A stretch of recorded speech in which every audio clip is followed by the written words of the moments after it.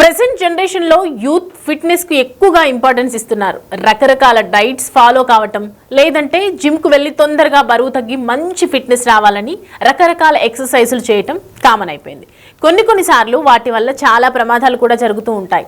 మనం ఇంతవరకు చాలా మందిని చూసుంటాం కూడా. జిమ్ చేస్తూ హఠాత్తుగా చనిపోయిన వారు, అలాగే సరైన అవగాహన లేకుండా డైట్స్ చేస్తూ ప్రాణాల మీదకి తెచ్చుకున్న వారిని చూసాం. ఇప్పుడు నేను చెప్పబోయే అమ్మాయి కూడా ఆ కోవలోకి చెందినదే. యూట్యూబ్లో చూసి తొందరగా సన్నబడాలనుకుంది, కానీ అది కాస్త బెడిసి కొట్టి ఆమె ప్రాణాల మీదకే వచ్చింది.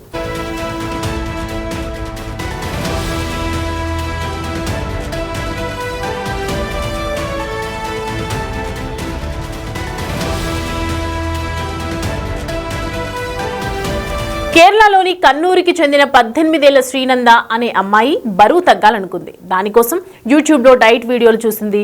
బరువు తగ్గడానికి మెయిన్గా వాటర్ తాగితే సరిపోతుంది అనే వీడియో చూసి శ్రీనంద 6 నెలల నుంచి డైలీ వాటర్ తాగటం మొదలుపెట్టింది. వాటర్ తప్ప ఇంకా ఏమీ తినడం లేదు, కానీ తాగడం కానీ ఏమీ చేయలేదు. అలా ఏమీ తినకుండా నీరు మాత్రమే తాగి ఉండేసరికి ఆమె ఆకలితో అలమటించి తీవ్రమైన అనారోగ్యానికి గురైంది.